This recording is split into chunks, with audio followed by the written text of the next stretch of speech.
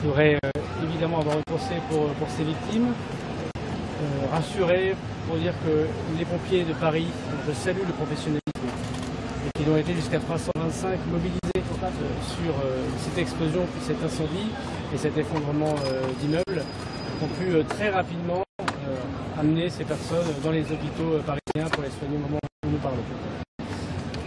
Je veux évidemment aussi penser aux pompiers de Paris qui vont continuer toute la nuit à éteindre le feu, mais aussi à essayer de trouver d'éventuelles autres victimes. 2 sont portés disparus.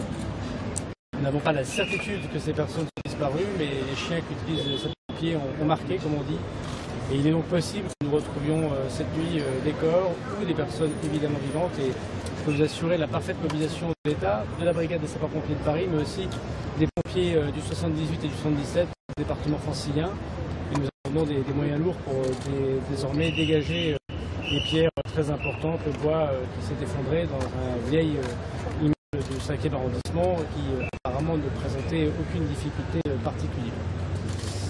Je veux également saluer les policiers, très nombreux, plus de 200, de la préfecture de police, monsieur le préfet de police, pour avoir sécurisé et avoir évacué des dizaines de personnes, sans doute des centaines de personnes qui ont vu soit leur appartement évacué, mais parfois soufflé par l'explosion, des vitres, des voitures brûlées du fait de cette explosion dont nous ne connaissons pas l'origine et dont vous avez constaté comme moi que la procureure de la République de Paris a ouvert une enquête qu'elle a confiée à la police judiciaire du préfet de police.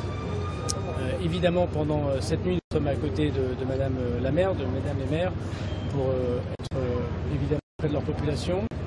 Vous dire que contrairement à ce qu'on a pu lire ici ou là, à notre connaissance, il n'y a eu aucune alerte précédant évidemment cette explosion. Nous ne connaissons pas son origine. Dans un bâtiment qui était manifestement un bâtiment administratif d'une école américaine. Nous pouvons dire que devant le drame de cet événement, il y a malheureusement bien sûr beaucoup de blessés. Il y a aussi des écoles qui étaient derrière, notamment une école de musique où des enfants avaient l'habitude d'être et comme nous étions mercredi après-midi, ils n'étaient pas présents, ce qui a sans doute évité des drames supplémentaires.